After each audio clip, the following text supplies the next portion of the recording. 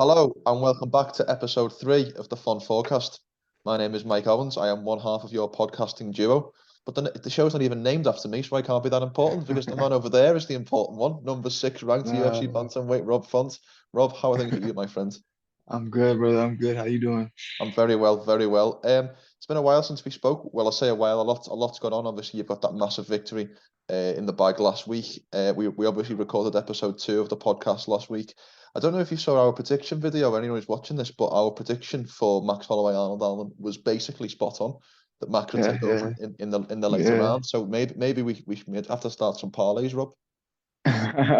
You got to credit up. It was a great fight, man. I think we both saw it the same way, and shout out to Arnold Allen, man. He made it really interesting. He really pushed hard in that fifth round, and he was catching him with some overhands. He looked like he was always in it. Like it was never any point where you thought where it looked like he thought he couldn't win the fight. He was always just pushing the whole time. So yeah, it was a great night. He showed he was definitely a slight level below Max because Max controlled a large part of the fight, but he showed he's of that top 5 level and that with some minor adjustments and a little couple of tweaks here and there he could get her over the line. Yeah, it's so hard, man. Max is so slick with the counter, so slick at going first. He even pulls out a lot of shots to kind of get you thrown, to kind of read you and kind of see what you're going to do, and then figure out a counter from there. Yeah, it was a great night, man. He showed, Max is good, man. He showed how good he is. He did it again, and he made it look pretty simple. Mm. He does. He has a habit of doing that. But we move away from Kansas City this week. We go back to the UFC Apex for Sergei Pavlovich versus Curtis Blaydes. First and foremost, Rob, as a man whose 3 of the last 4 fights have been in the Apex, where do you stand on the UFC still using that facility, or do you think they should go back on the road week over week as they used to? Oh man, after the Miami card, I feel like I don't ever want to go back to the Apex. So man, we got to go back on the road. But it is nice to go to Vegas. It's pretty simple. It's pretty easy. The Apex is right there. You got the PI right there. So there's a lot of like, it's real simple when you go to Vegas. So I get why they go. I get why fighters, obviously, like for me, I love Vegas. So it's like home for me. It's easy, but yeah, man, getting back in front of those fans and getting on that road is another feeling as well. So I'm split 50-50 on that, but this is going to be a big card. They got the big boys in the small cage. I'm going to be excited for this one. It is 100%. As I mentioned, there's number 3 ranked Sergei Pavlovich taking on number 4 ranked Curtis Blaydes. Just size this one up for me first and foremost. How do you see where do you think the keys to victory are for each man? This is tough, man. Can Curtis Blaydes get to a takedown without getting hit? Can can he mix it up a little more than Sergey as far as the striking? I feel like you stand with Sergey, not mixing it up, you're crazy. That guy hits too hard. You got to mix in the takedowns. You gotta move, use your feet, get moving. And Curtis Blaydes can't do that. But can he obviously stay away from the power, not get hit anything crazy like a big uppercut kind of coming in, like little shots like that, and get to a takedown safely without getting countered by Sergey, which is going to be tough. That guy is smooth, he's slick, he has a lot of experience. You know, it's a tough matchup. It's a great fight. And it's a smaller cage too, so it's kind of like can Curtis Blaydes push him against that fence a little easier, having a smaller apex type style cage. So it's a interesting fight. Love the heavyweights. At any moment they both finish this fight at any second. But I think it's gonna come down to who's gonna be more well rounded that night. I agree. I think Curtis Blaydes has shown more in the striking than Sergey Pavlovich has shown in the wrestling grappling area. But as you mentioned there, uh, Curtis Blaydes' 3 losses have all come via KO and have all come against 2 of the biggest punches in the division, in Ngannou Yeah. and Derek Lewis. Now, we don't know if Pavlovich is as big of a puncher as them, but he looks like he's certainly in that ballpark. So it's, as you said, it's whether Blaydes can close the distance effectively without getting counted on the way in. Yeah.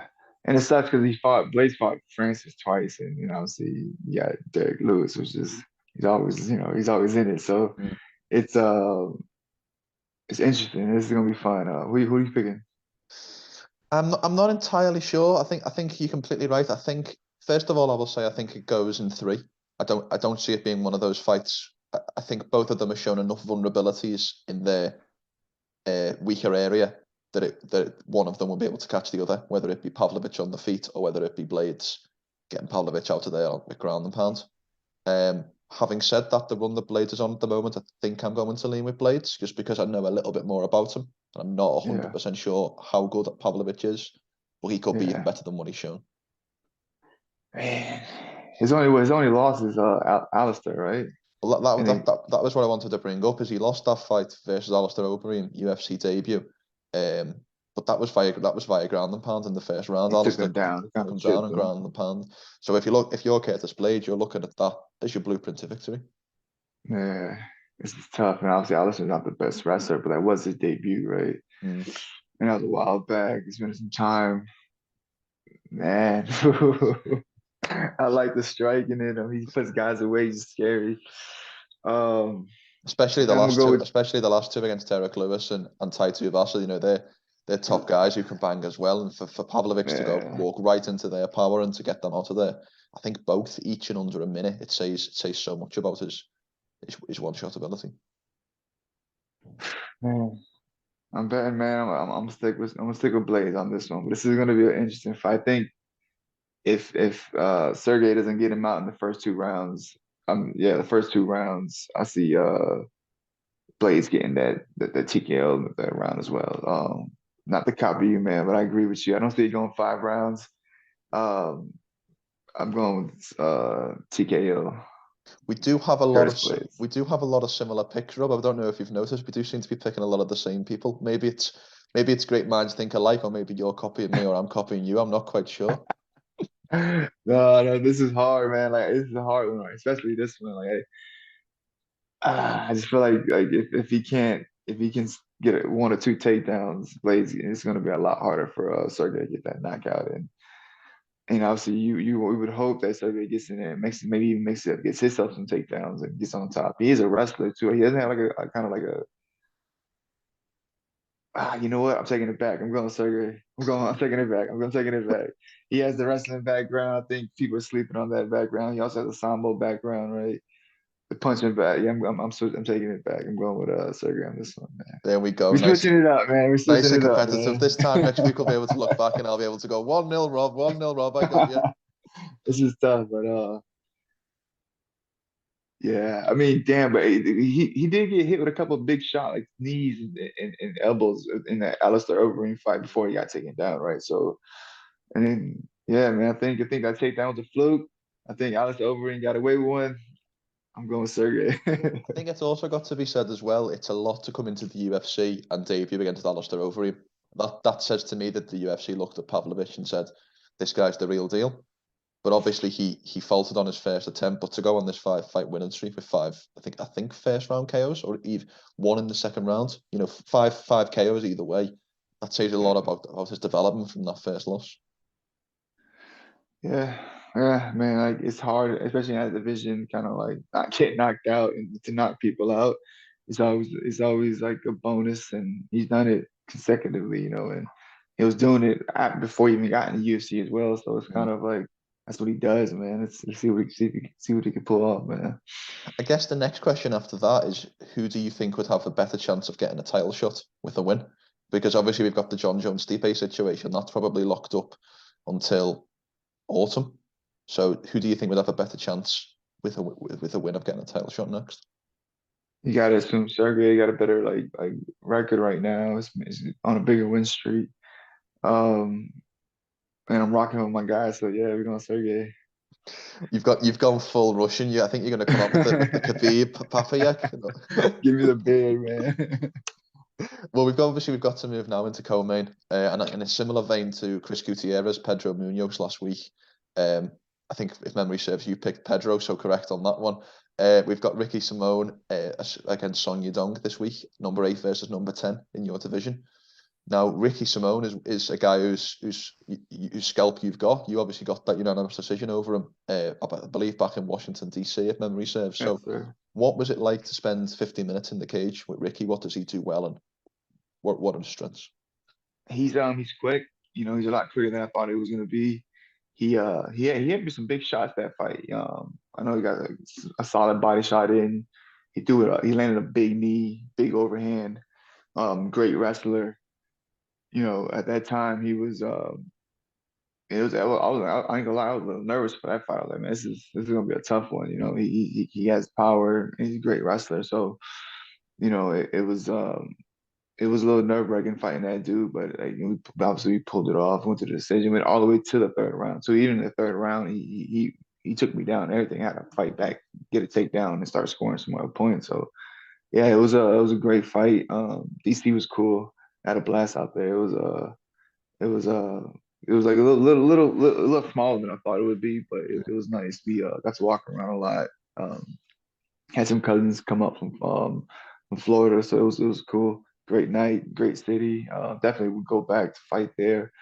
But yeah, man, Ricky Simone's tough. He's on a tear right now. He's knocked out Rafael dos Santos.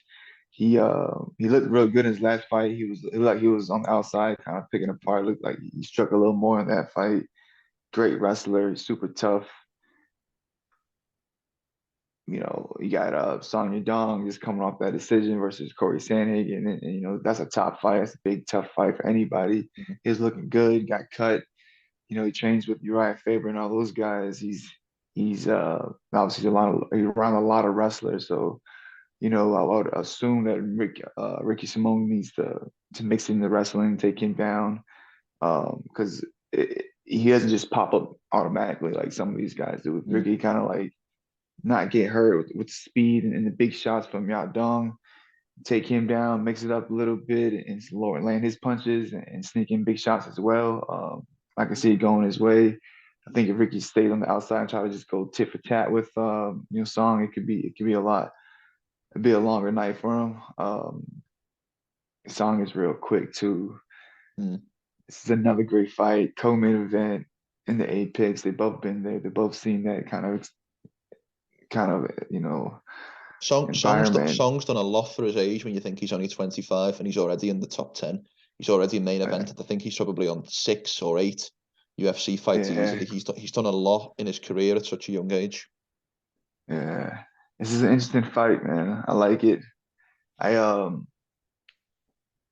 damn, it's another hard pick 'em, man. This is a tough one. It's good for the vision. The vision's on fire too. This is awesome. Um, you know, oh I man, feel like Ricky Simone had that loss to Uriah Faber and then he had the loss to you, and I think a lot of people wrote him off. And I think yep, this 5 fight win streak that he's on now, he's looked so impressive. And I think the key thing is he's learned from his mistakes. He's learned from the mistakes he made in the Faber fight, and he's certainly learned from the mistakes he made in your fight. And now those instances where you had so much success in DC, he's shutting those gaps against the likes of Jack Shaw, the likes of Hassan. So that's the key for me, is that Simone is improving so much. uh, and he beats Sansa. So it gets interesting, man. Because if you can go tit for tat, play MMA math, it's tough. 'Cause I couldn't beat Sansa, you know. So it's like, so it gets very interesting. Yeah. I like Ricky. I would love to see Ricky get back. I'm going with Ricky Simone, man. Mm, I agree. I think for some reason the 3 rounds to me favours Ricky Simone. I think he'll come out big and he'll try and win that first round and then he stamp his authority. And obviously at that point he only needs to win one of 2 and 3 to get the decision. You Um, think he takes him down, mixes I it up, yeah, keeps it MMA? I'm wondering if I'm seeing Ricky win the first 2 and Yadong come back and win the third. I'm seeing 29-28 Ricky. That's my guess. Let's go, Ricky, Mr. Simone, man. Shout out to Ricky Simone. That was a fun fight. We need him to get that W. We're rocking with Ricky Simone on this one. Any interest in that rematch? I mean, yeah, I mean, of course, you know, I obviously I want to fight somebody a little higher, but that'd be cool. You know, I know he would love to mix it up. He's been doing his thing. That'll be a fun fight, but definitely looking forward, man. It feels like the most sense for the winner of this fight would be maybe Dominick Cruz. I mean, Dominick Cruz was ranked number 7. We've got 8 versus 10 here, and obviously, whoever gets that win would need a bigger celebrity fight to get their name out there. And Is also, if he? if it's Song I Yadong thought they versus were. Dominic Cruz, then it's Team Alpha Male versus Cruz once again. That'd be cool. I thought they were doing the Cody Garbrandt fight, or was I reading something different? Well, I've heard those rumors, but they seem to have gone really quiet over the last. I think I first heard that rumor about a month ago, and it's gone really quiet ever since. Nothing. So That'd be cool. I mean, hell yeah, that'd be a fun fight. Yeah, that'd be interesting. That's good. Yeah, I can see, like especially with the whole alpha male and Dominick Cruz scenario, you could always throw a little bit of beef in there and never hurts. 100%, 100%. Let's turn very quickly to middleweights. Brad Tavares is up against Bruno Silva. Brad Tavares, I believe, coming off the loss to Duplessis on International Fight Week last year. Bruno Silva is coming off the Alex Pereira loss and then the Gerald Meerschaert loss. So both of these guys need a win. Who do you favour in this one? This is a tough one. Bruno's always kind of been up and down. He was hot for a few, and then throw a couple, and then obviously Pereira's a tough fight for anybody, man. So he's been there with some killers. Tavares has been around for a while. You got the Ultimate Fighter show, fights basically everybody. I think it's gonna come down to condition. I think it's gonna come down to condition. I think Tavares is gonna be in a better shape than him, and I think he's gonna win the decision. I agree. I don't actually know if Brad Tavares is still in the top 15, but he was there for so long, wasn't he? He was the perennial middleweight contender. And he's fought everybody, man. Yeah, and he's a veteran at this point. He knows all those positions to navigate. I think one of the only guys. I know Whittaker stopped him.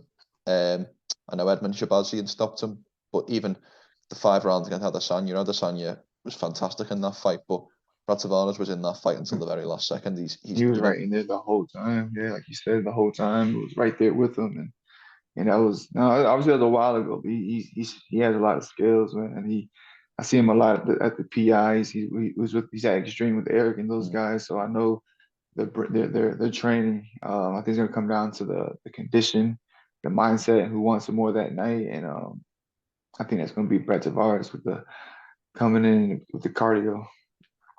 I don't know if it's. I think it's Patchy Mix. Patchy Mix calls Extreme Couture Hawaiian Top Team with Brad Tavares, with Danny Ige, Kaika Maki Patola, and on and on and on.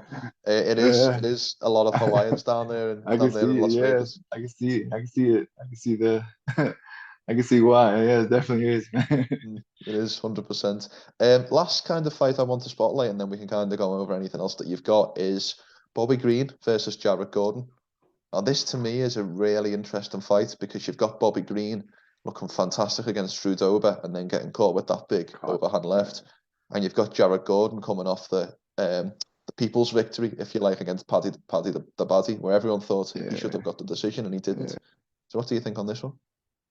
So it's 2 tough guys. You got the more experienced guy in Bobby Green. You could say he's a slicker, smoother boxer / kickboxer. You gotta love Jared's story. He has a major story behind it. He's super tough, nice dude. I just saw him in Miami. He's a real cool dude, man. He always brings it. Fought a lot of tough guys as well. Hasn't been around as much as Bobby Green. He did have that controversial decision kind of fight with Paddy. And did you score the Paddy fight for Jared? Honestly, I don't really remember that fight too much. I know it was up and down, but I got to go back and watch that one. I got to go back and watch that one, but I know there was a lot of back and forth on who thought won that fight.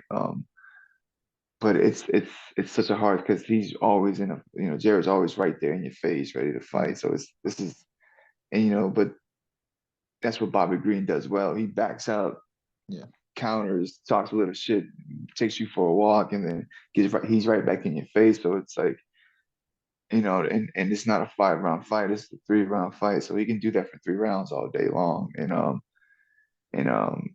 walk away with the decision. Jared's gonna have to get in there, get dirty, wrestle him a little bit, land big shots, and that's not easy for anybody. You know what I'm saying? It's Bobby Green. So this is a fun fight. This is a striker versus just the fun striker that just talks shit and backs up and throws all the funky combinations in your face with your hands down versus a tough guy in Jared. I hate to pick it, man. I like Jerry, but I'm going Bobby Green on this one. I think the logical pick's Bobby Green. I think it's fair to say Bobby Green might have the best head movement in the UFC. His head movement and his slipping and rolling is out of this world. And my worry with this fight, Rob, is that Jared Gordon probably deserves the rematch with Paddy. And I've heard Paddy say he wants the rematch. Obviously, Jared says he wants the rematch. And my worry is that he gets beat on Saturday night, and then suddenly Paddy doesn't want that fight because now he's on a 2-fight losing streak, and he loses the fight that he kind of deserves. That's my kind of worry with this fight, is that Jared Gordon gets lose the decision. Yeah. I mean, but you think they actually do the rematch though? Like, you think that's actually the question is with Paddy is, what do you do with him, because his star power is up here and his skill level is probably somewhere down here. Like, I know on Tapology he's ranked top 20, top 30, 32 I think he is, but a lot of the guys around him you would probably favour to beat him, and that's the last thing that the UFC are going to want with their new British star. So it's an interesting one. So you can't do it again, and then I don't know. I don't see. I think they move on. I think I don't know. But whatever, we have Bobby Green and Jared Gordon fighting, so it's a fun fight. It's gonna be fun. I think there's gonna be a lot of moving backwards, a lot of funky striking from Green, and I think it comes down to the jab. I think he's gonna be able to touch on a lot more of the jab and the straight shots, and then get his feet moving, get his head moving, make Jared miss, and keep moving. One thing I will say is Jared Gordon will come out on Saturday night with a point to prove. He will want to show the world that he deserved that decision in December, and he deserves to win this weekend. The trouble is I wonder if his aggression will feed into Bobby's game, and Bobby's elusive head movement will look even better because Jared's maybe swinging wild. He had a lot of success in the Paddy fight with the left hook, if you remember. So if he plans to use that left hook as much as he did in the Paddy fight, Bobby will have a counter and a slip and a roll for that all day long. Yeah. Or it could go and like that Drew Dober fight, man, because he does leave those hands down. That's the scary part the whole time. You're always like 1 second away. You're like, oh man, is he gonna get hit at any time, man? Because he keeps his hand down the whole time, which is impressive. So we'll see, man. It's gonna be fun though. Interesting, man. Interesting fights this week at the Apex. It is 100%, 100%. Anything else you'd like to note before I've got one more topic I'd like to talk about? Go ahead. Let's see what you got. Let's go with whatever you got. Well, the only question I'd like to talk about on the kind of last segment I kind of want to touch on is the fact that we're hearing a lot of rumours that the guy you called out at 287, Everson Figueiredo, is going up against Manel Cap, and he's going to stay a flyweight. So just your thoughts on that. Yeah, I guess he can still make the weight. I don't know, man. I guess he can still make the weight. Is what it is, man. I thought it'd be a fun fight. I thought I thought it made sense. But staying down weight, as he said, he's trying to say he has he wants 3 more fights at that weight class. Yeah, I mean, I guess he figured something out. What is nutrition? I guess he figured, he can get in there and get back that title shot. We'll see, but we're on to the next one. I'm pretty sure Sean will have something for me soon. The thing what's strange about Figueiredo staying a flyweight is I spoke with Brandon Royval, who just come off the victory on Saturday night. He was talking about how frustrated all the flyweights are, all the other flyweights, that their division, the title fight has been held up for the last 4 years with the same two guys. So it's gonna be very difficult. Figueiredo would need 3 wins at least to get back to a 5th fight with Moreno. Like, that's him staying down there is a big risk, because even if he cleans out the rest of the division, I don't know how many times he can sell that fight. Yeah. Do they even want to do it again? Like, do people really want to watch it? Yeah, it's tough, man. They would need, Moreno to lose, somebody to step in. Like, they would need there'll be a lot Figueroa would need to go right to make that happen, so but it is what it is. More power to him, stay down there, do your thing. It's I thought it'd be interesting. I thought I had it'd have been a fun fight, entertaining. I think it'd have been a lot of hype build up to that fight. But he's staying down at the 25. I get it, man. I get it. You can still make the weight. Why not, right? I've got to be totally honest with you. I wanted you to get that fight because we talked about it, and it was a big name and all of that, and obviously former champion. But if I'm being totally honest, I don't think Figueiredo moving to 35 is the right move, because I think the likes of yourself and the guys in the rest of the top 5, top 10, even Ricky Simone and Song Yadong that we've just been talking about, a lot of big guys at that division, and I think Figueiredo would really look undersized at 135. Yeah. It would have been great. It would have been great to get my hands on him. You wouldn't have cared if you had got locked in the cage with him. You would have made him look like a smaller man, I'm sure. Yeah, like, oh, that'd been awesome if I had a guy like that stature, that size, with that name. It'd have been like I would love to get my hands on that guy. Well, maybe that just leaves Petr Yan at the TD Garden in Boston in August, September. I'm just putting it That'd out be there, Rob. crazy. I'm That'd just be putting it out there. crazy. If Sean That'd be Shelby, crazy. Sean Shelby tunes into our podcast, then I've given the idea. There we go. There you go, man. You put it out there. That'd be cool, man. In the Garden, big fight. Even though he's coming off some losses, it's like still a big name. There'll still be like a big fight. There'll be a lot of interest in it. There'll be a lot of hype behind it, and it's a striker's delight. I think us kind of like standing in the middle, just basically going at it. Like, who's not gonna want to watch that? So, yeah, that'd be cool, man. We'll see. We'll see. We'll see. I'm excited to kind of get those conversations going and kind of get back to it. I'll be at the boxing gym tonight. Started jogging a little more. My hands and feet finally feel a lot better. So we're back on the road, and yeah, man, it feels good to be right back into the gym coming off a loss. I love Sorry, it. coming off a win. Coming off a win, not coming off a loss. Coming off a win, Rob. Not Come coming on. off a loss. It was like the best feeling. Like, where it's like we're back in. It's kind of like we're working, but it's not like with that little, that little feeling like you got to get it back. Like it's like, all right, now we get to come in, get creative, and start fixing stuff. I love it. Well, there wasn't much to fix in that 2 minutes 57 in the last one, but nevertheless, maybe a couple of bits. I'm sure the perfectionist in you will have seen things that you want to improve. But nevertheless, we're not here to talk about you yet. I'm sure we will be over the next coming weeks and months. But if memory serves, we've got we're picking 3 of the same people in Ricky Simone, Brad Tavares, and Bobby Green, and then just that difference between Sergei Pavlovich and Curtis Blaydes. We will be back next week to look back on our predictions. Hopefully, I'll be 1-0 up again against Rob. I think I'm starting to get the lead. We'll be back. That'll be fun. Yeah, man. I'll be again. Thanks for doing this. This is pretty cool, man. Stay tuned, guys. Make sure you like, subscribe, and share this podcast. And yeah, we'll see. You'll see how it all plays out next week.